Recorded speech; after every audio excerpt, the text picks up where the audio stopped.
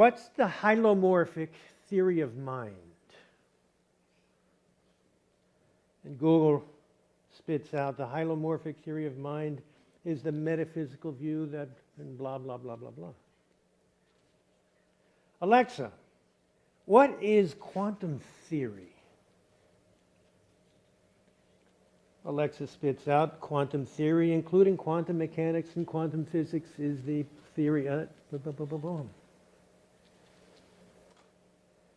You can ask Google, Siri, or Alexa, or I don't know what other piece of technology, any question you want, and usually it comes up with some answer. That's why today this generation is probably the most informed generation of all time. You just pick up your little phone and say, Siri, what flight is flying overhead right now? And you can ask that and it'll tell you. I was sitting at a light on Route 9 and, what was it, Ridgeway Road. My son-in-law takes out his phone, there's a plane. What flight is that? Like, who cares? But we're very well informed.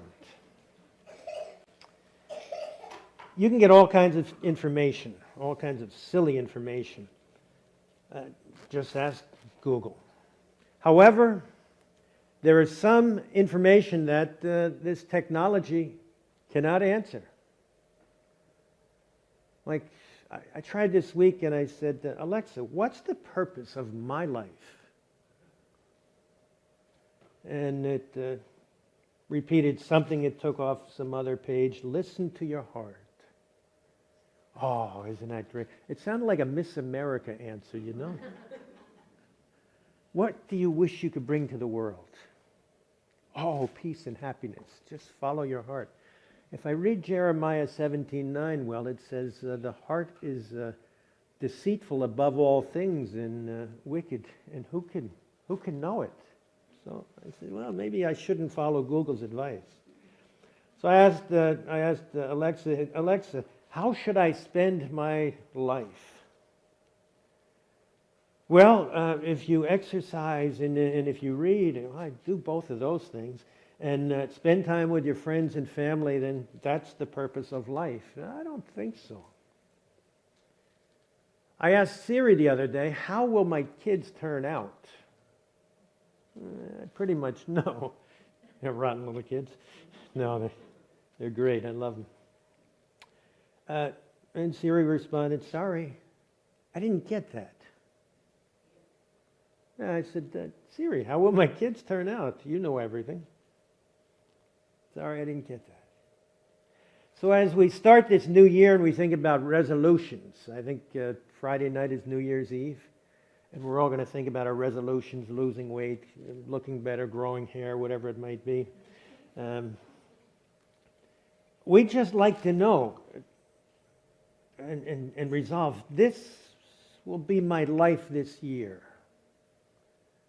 I resolve that my life will be, and you fill in the blanks. And you need to ask the questions, what will my life be like? What will a church be like this coming year? We look at the pandemic, what it's doing to churches, and we say, Alexa, what will happen to the church? Alexa, what's the purpose of our church?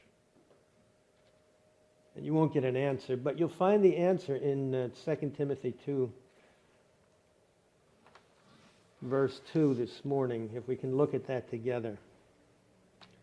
I'll read from verses 2, that is chapter 2, 2 Timothy 2, verses 1 through 6.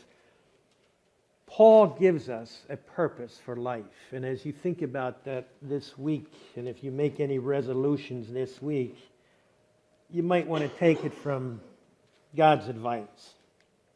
2 Timothy 2, chapter 2, verse 1.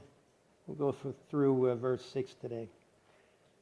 Paul writes, therefore, my son, be strong in the grace that is in Christ Jesus, and the things which you have heard from me in the presence of many witnesses, these entrust to faithful men, people, who will be able to teach others also.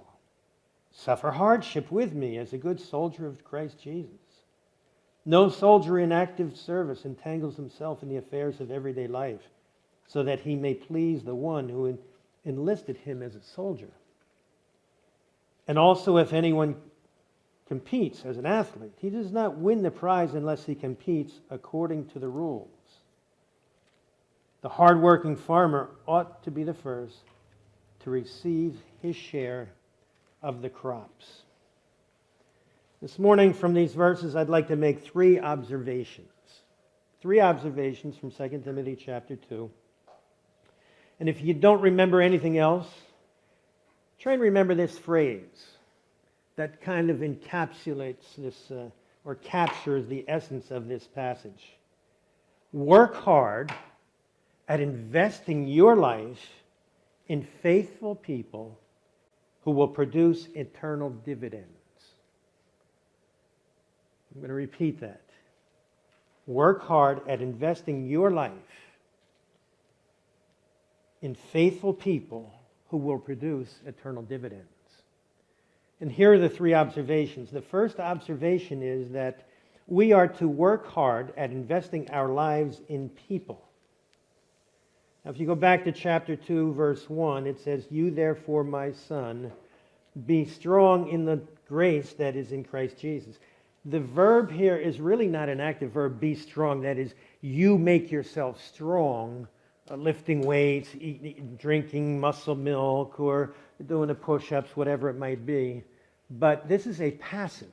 And if you can go back to your English 101 in high school, the passive is somebody is doing something to you. You're not the one doing the action, but someone is acting upon you. So this is the grace of the Lord is what is strengthening you. If you remember John 15, Jesus says, you can do nothing apart from me. And that nothing means zero. Not a thing apart from Jesus. So here, Paul kind of reiterates that, saying, "In the things which you have heard, be strong in the Lord." This should be translated, "Be strengthened by the grace of the Lord this year," or every day. Be strengthened. Remember, Paul is writing from prison. This is the last time he was imprisoned. He's suffered. He knows what it's like to be beaten, whipped, stoned, thrown out of town, and here he is one final time in prison, ready to die. He's a man who knows what he's talking about by experience, suffering. It says in verse 3, "Suffer hardship with me." I think about the prayers I hear in church or the prayers I pray, and I don't ever really pray for hardship. I'm usually praying, "Dear Lord, lift this weight from me. Take this hardship away. Oh, please, Lord, don't make me suffer. Oh, Jesus, I have a headache today and I'm just suffering so much." Paul says, "Suffer with me. Join my suffering." Are you going to pray that this year? I don't think Paul wants us to pray that we join his suffering, but he says, "Join my suffering. Suffer with me." Before following Jesus, I thought Christianity was for the weak, people who needed a crutch, for the faint-hearted. And, pastor came into our fraternity house and said, I follow Jesus. Anybody want to follow Jesus? Anybody want to learn about Jesus? And I threatened to throw him out, actually. Some of you know this story. Because I thought, Christianity is just for people who can't take care of themselves in life. 40-some years later, I found out that Christianity is hard. It is hard to live the Christian life. There's discipline involved, and there are principles we try to follow that other people around us don't understand. We tell the truth. Oh, it'd be so easy to lie. Christianity's hard. Christianity is presented as a free gift, and it is. Believe in Jesus and you'll have the abundant life. That's where we kind of get lost. We do have the abundant life, and Jesus promised an abundant life, but we think it's just going to be a type of happiness and just, oh, this is so wonderful to be a Christian, and we're going to be dancing all the time, whatever. Well, Christians don't dance, I forgot. But we'll be singing songs. And I found out that joy comes through suffering. The joy comes when we follow the Lord when it is difficult. Remember that passage in Matthew 11, verse 28, and Jesus said, "Come to me, all you who are weary and heavy laden." And what's he going to do? Give us rest. Ah, man, I am so tired. It just wears me out being a minister, being a missionary, or pastor. It's hard work. Then I remember Jesus went on and he said, "Come to me, all you who are weary and heavy laden, and I'll give you rest." And then a couple lines down, he says, "Take my yoke upon you." A yoke is for work. We take that yoke and we work for the Lord. And Jesus said that work will not chafe. He said it's light. That word for light is, he's saying it's not going to chafe you. You know how an oxen would walk around in circles, and there'd be a pair of them, and they'd have to be teamed equally or nicely. One larger on the outside, one smaller on the inside, I believe it is. And if it wasn't that way, the yoke would chafe. Jesus said, my work won't chafe. It's light. Getting back to Paul. It says in verse 3, suffer hardship as a soldier. How many of you were in an active military service at one time? Anybody? I've worked with a lot of soldiers. I know a lot of, we had a lot of military come to our church when we were in Italy toward the end. And I'll tell you, they sacrifice being away from family and friends, the comforts of life, and they complained being in Italy. You can imagine the soldiers in Afghanistan or somewhere else. We were on the Midway a couple of weeks ago. Last week? I can't remember. Time is just flying. 2 weeks ago, out in California. And we went into the sailors' quarters. Oh man, you should have seen all the colored TVs they had. Everybody had a room about this big. No. They were squeezed in and packed, and all their belongings belonged in a drawer about this high and maybe 6 feet, 7 feet long. They gave up family and friends and possessions. They worked on the ship, what'd they say, 12 to 16 hours a day. That's a soldier. Paul says, suffer hardship with me as a good soldier of Jesus Christ. Because no soldier in active service entangles himself in the affairs of everyday life. I always cry. I don't look like a person who cries, but I have a lot of compassion inside. Hidden deep down, my wife says. But I see that soldiers coming home and surprising their children or their wives. You watch those on YouTube or something? Yeah. Do you tear up when you see these? Yeah, it's just so emotional, and you think, wow, look at the separation, look at the sacrifice these active military members are going through for us. And their kids are born and they don't see their birth. And, well, Paul says that's what the Christian life should be like. That should be the norm. And we say, please, Lord, I'm suffering this week. I have to go to church on the 26th of December. And our company just left this morning. I think, I want to sleep in. 31 years in Italy taught us a little bit about hardship. People say, wasn't it great to live in Italy? Yeah, it was nice, but it's great to live in the United States. We lost 3 cars, and some of you know the story. I didn't misplace the car like Marcia. What did I do with that car last night? 3 cars stolen. People broke into our home a number of times. One time we were sleeping upstairs in bed. They broke in the house, stole a lot of stuff. We had guns in our back and car chases. Sometimes I'd ask the Lord, how much longer do we have to stay here? How much of this can we endure? I keep coming back to this passage, and it said, suffer hardship. We'd see I saw my father about 7 times in 31 years after committing to Italy. Your parents die while you're on the field.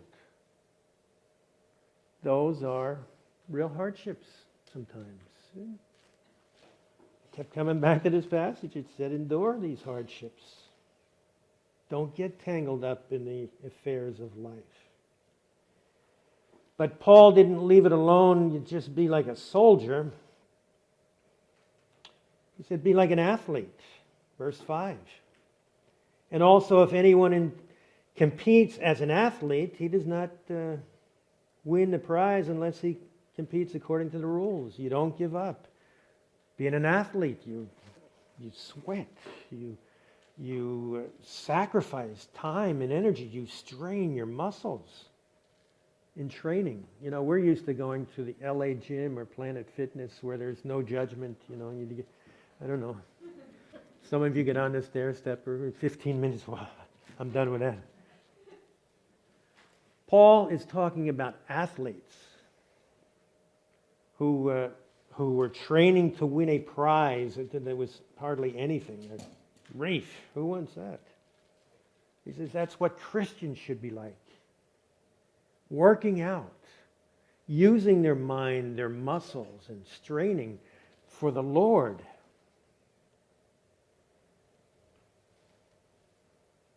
I think we have a symptom of pew potatoes today. We've heard of couch potatoes, right? People that sit home and just watch TV. I think we have a symptom of pew potatoes. Thank you. It's estimated that about 10% of the people in a church are the ones that are actually working in ministry. 90% are sitting back and just coming on Sunday morning or soaking it in. I don't know what the percentage is in this church.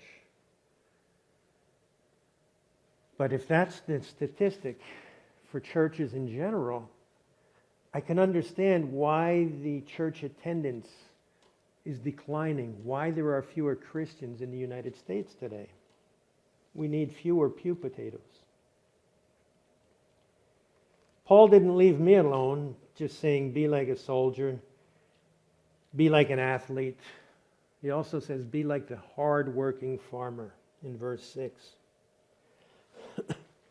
I'm not a farmer, but I was one summer, I went to Brick Township High School, graduated 68, and I wanted to take some time off from my hard labors at being thrown out of Brick High School. They were happy to see me leave. But I got a job 1 week in a nursery, because I'd get a job, work for a week or two, get enough money to go to the beach, and just get another job that summer. So this week I happened to choose working in a nursery farm, or whatever they call them. I thought, I'd be picking daisies or something, or whatever. The first day I loved it because we were moving railroad ties, and that was, oh yeah, this is good work. I'm working out. I don't need to lift weights today. The next day, or the third day, they put me in a field hoeing down the line. And the sun started beating down, and it got hot, and there was no breeze amongst these plants that were growing up, and the bugs, you can imagine the bugs in a nursery farm, and man, I'm 18, what am I doing working in this nursery farm? And I understood, that's the hard-working farmer. Because I took it back to the time of Paul, and I said, that was really hard work. That's what Christians should be working like in the church, in their life.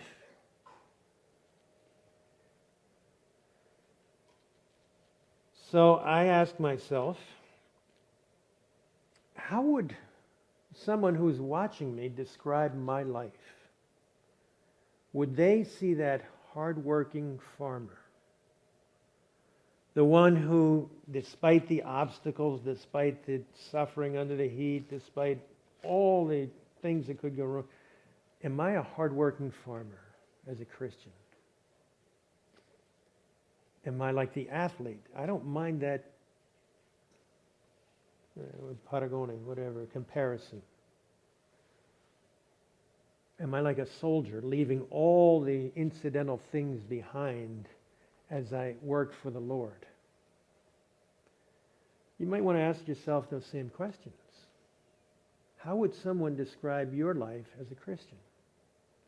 Are you the hard-working person who's investing in the lives of faithful and capable people to produce eternal dividends? What are you doing? What are you doing for the advance of the gospel? What are you doing to help the church move along, especially in this time of transition? So my first observation in this passage is that we need to be hardworking people, investing our time in others. So that's the second observation I'd like to look at. In verse 2, we are to invest in capable and faithful people. It doesn't just say invest in anyone. It just doesn't matter. Paul says specifically, and the things which you have heard from me in the presence of many witnesses, these entrust to faithful men who will be able to teach others also. And the word doesn't mean just men, masculine, it means people. So we are to invest our lives into capable and faithful people. That's the second observation. That word entrust means to give a treasure, to take your treasure, this is the picture, and give it into the care of someone who will take care of it. It's very important. Today that would be like taking your money and giving it to a banker or a broker and saying, protect my retirement nest egg. Take care of this because I am depending upon this. That's what that word gives a picture of. You know the word Henry Ford, the industrialist. Well, he had a son and he said, you know, I'm going to name one of my models after, and this is an exaggerated story, it's not exact, but I'm going to name one of my models after my son, Edsel. Now, if you're old enough, you know what the Edsel is. Do you know what the Edsel is? I didn't think so.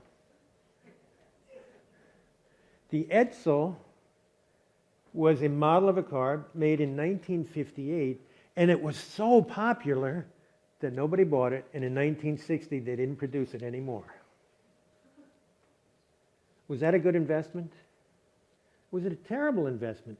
In 1960, the loss for Ford Motor Company was $350 million. You can imagine what that would be worth today. $350 million loss. Was that a good investment? Not at all. I'm at a point in my life where I'm looking back and I'm asking, did I invest in an Edsel? Who is my Edsel? And who's my Tesla? And I look back and I said, wow, man. At the beginning of my ministry, I was floundering because Edsel Ford came into the church and Edsel said, you should be running the church this way. Edsel was thrown out of another church. I didn't know about that. They put him under discipline, so he left. That happens when you start churches. You get many times people who couldn't last in the other church. So Edsel came in and I poured my time into him, teaching and whatever experience I had. And Edsel was a bad investment. I look back now and I say, I did learn something. We have Danilo, who's now the pastor of our church, multi-international church, very difficult to lead, but Danilo, young man, is doing it because he was faithful. And I learned, don't waste your time with people who don't want to learn from you, but invest in those faithful and capable people who will be able to reproduce. We have Tim Faulkner, president of an association now of churches. He trained and worked with us. Marcia and I now work in New York City, investing in young missionaries who want to go to these difficult places. They're hard-working farmers. And we get to invest our lives into them before they go out to the field. If you read our prayer letters, it says from Naples to New York to the nations. We work in Manhattan and Mexico and Malaysia with faithful and capable people. There are four types, a philosopher said there are four types of people in the world, and I don't know if I've ever said this here, but there are people who don't know and they don't know they don't know. Then there are people that don't know and they know they don't know. Then you have people who know, but they don't know they know. And then you have people who know and they know they know. So you got that, right? I'll slow down. There are people in the world who don't know, and they don't know they don't know. What do you think they do in a church or in an organization?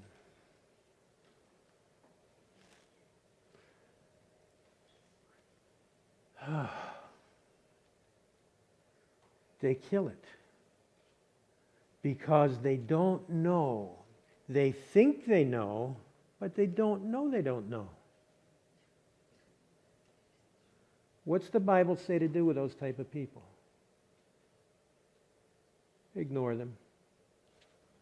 No, that can't be. Read Titus 3:10.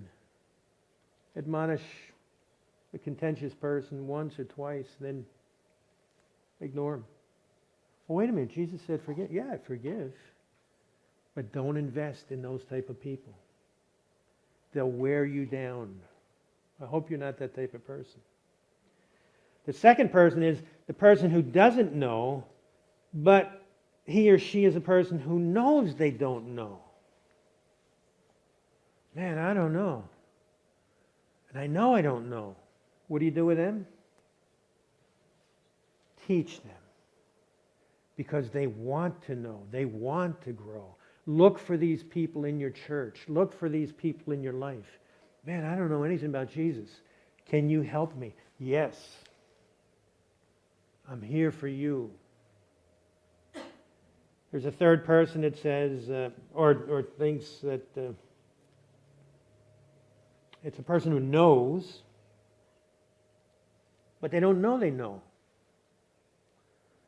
I know a couple of people like this, a number of people. They actually know what it takes to be a disciple of Jesus Christ, but they don't think they know. There might be an insecurity or maybe a feeling of, I don't know, I just can't do it. What do you do with this person? You wake them. Shake them. You do know. You know. You just don't know you know. So let me help you. Then there's a person who knows and they know they know. What do you do with them? Follow them. If a person knows your pastor, he knows. He knows how to lead a church. He's got the quality. You wouldn't have accepted him as pastor a number of years ago if he didn't have the qualifications as pastor. He knows, and he knows he knows. Follow him. Learn from him. In whom are you investing today? Who is your disciple? That disciple of Jesus Christ who maybe doesn't know, but knows he or she doesn't know. Take that person and teach them. Take the next person who knows but doesn't know he knows and wake them. It's great working with these people. Paco lives in Chihuahua, Mexico. And no, that's not where the dogs get their name. Everybody asks him. He can't wait to meet with me every month. Tim, oh, mamma mia. No, that's Italian. Ay caramba. I didn't know leadership was so hard. I didn't know it'd be so difficult. He was a young medical doctor who went into the ministry, left medicine to lead people into doing basically what we're doing in New York. He said, oh, I can't do this. He knows he doesn't know. And he's looking for help. Man, I'll take Paco any time of the day. Look for those people in your church. Maybe you're that person that I don't know, but I know I don't know, so I need a guide. Ask someone to help you as you go into this new year. So we have 2 observations so far. Work hard at investing in people. Second observation, choose your disciples, your people well in whom you will invest. Choose well. Don't waste your time. If they don't want to learn, move on. Wait till they're ready to go on. Third observation is that we are to reproduce for eternal dividends. We are to reproduce, not just to produce, but we're to reproduce for eternal dividends. That is, our disciples should be making disciples who make disciples who make disciples. It's not enough to make a disciple and say, did my job, that's done. Our goal is to invest in people who will keep that chain going. We, in some way, are related to Paul's activity because he invested his treasure into people who made a chain all the way to us today. That's what should wake us in the morning and get us out of bed early and say, oh man, where would the Lord have me work this morning? In 1989, as I said, I was spinning my wheels as a church planter in Italy. We had 8 people, and 7 people didn't want to be there. I was one of those people. I didn't want to go to church in the morning. I think my son was the only one who cared about going because he was not old enough to know any better. He just knew he ate well at the agape, the potlucks in Italy. So I sat down and I examined my life. It was sort of a New Year's resolution. 1989, and I said, as a mission statement, I want to know God intimately, and I want to know His Word thoroughly, so that I can transmit my knowledge and experience to disciples who will make disciples who will make disciples. And that changed our ministry. That changed my life. People come up and by the way, those that resolution, that determination came from 2 Timothy 2:2 and Ephesians 4, which said ministers are to invest in people so that they can do the work of the ministry. But people tell me, yeah, Tim, that's what I'm doing. Yeah, I've been leading this Bible study for the last 10 years. And I'd say, well, how many Bible studies have you reproduced out of that? Oh, no, we haven't reproduced any because we're just having this great time of fellowship together. I say, that's not reproducing. That's great, but you need to reproduce and make disciples who will make disciples who will make disciples. I had a principal in Italy. People wanted to hear the teaching and they wanted to stay together for their fellowship. And I said, no, I'll teach the course once. And I taught 34 different courses for a 17-year program, beginning with the ABCs of how to grow as a Christian, what it means to be a Christian, to teaching Greek, Hebrew, logic, different things, and to bring those disciples to maturity. And I said, I'll teach the course once, but after I teach it, somebody in the class will have to teach to others because we're going to reproduce disciples. So discipleship and reproduction is the purpose of the church. How do I know? I Googled it. I said, hey, Google, what's the purpose of the church? It's to reproduce. I Googled the purpose of Living Faith Bible Church. You know what it says? It sounds like we're in agreement. What does your vision statement say? Developing mature believers who reflect the image of Christ. How you doing? You know, I've spoken to people all over the place. Say, why don't you do this? Well, I'm too old. Paul was 64 at least, traveled by foot everywhere, suffered hardships. I can just imagine this person with the scars on his back and all over his body, just beaten and still moving on for the Lord. And even to his last moment, he's dying breath. He's giving it up for the Lord, suffering for the Lord. Somebody asked me for my when I'm going to retire. I gave him my 10-year plan. I'm 71. I'm not quitting. There's too much to do. Keep moving. Somebody else said, well, I don't have the gift of discipleship. It's not a gift. That's a command of the Lord. It's an obligation in the church. It's taken for granted in the New Testament. You hardly ever find the word after the Gospels. We need to be doing it. Discipleship, investing in people who are faithful and capable, who will reproduce eternal dividends.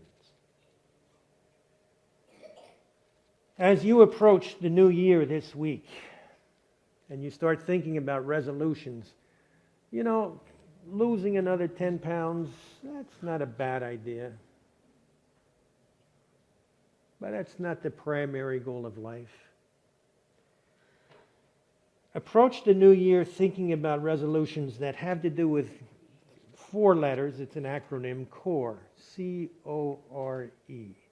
C, call it out. Have you been making disciples in your Christian life? If you haven't, dear Lord, I haven't made any disciples. Ay, ay, ay, ay caramba. Or mamma mia. Okay, well, you got time. This is the year you're going to do it. Who am I discipling? Call it out. C, call it out. O, own it. Lord, it's not the church's fault. It's not my wife's fault. It's not my kid's fault. It's my fault. I have chosen not to do it. It has been either by default, I didn't know I should be doing it, I didn't know how to do it, but this year I'm going to do it. Own it. It's your decision. C-O, call it out, own it. R, resolution or respond. I'll say resolution because this week we're going into the new year. I will find at least one person in whom I will invest. I will invest in one faithful and capable person this year. Respond to the message. C-O, call it out. Own it. R, respond or make it a resolve to do it. E, execute. I will start tomorrow because I'm tired today. By tomorrow, the Lord will put someone on my mind who I can disciple. As a church, what is your plan for creating mature believers who reflect Christ? I'm sure you have one. It's just a matter of executing now. We love the church. We've been related to the church as long as I've been a Christian. I knew Tommy and Maria Green when they came to the Lord. We were together. We were friends in high school and fraternity. So I've been related to this church for it's got to be 40 years at least. And we love the church and we appreciate what you're doing for us. Your backing, your prayers, your love. So thank you. But I do have one question. Hey, Google, who will respond to this message and invest in faithful and capable people who produce eternal dividends for you, Lord. Father, thank you for this morning. We're going through hard times as churches around the world, and I just pray that we can use these times to glorify you. Help us to be like good soldiers and hardworking farmers and athletes, that we might invest our lives in faithful and capable people who will produce those eternal dividends for your honor and glory and for their good. Amen.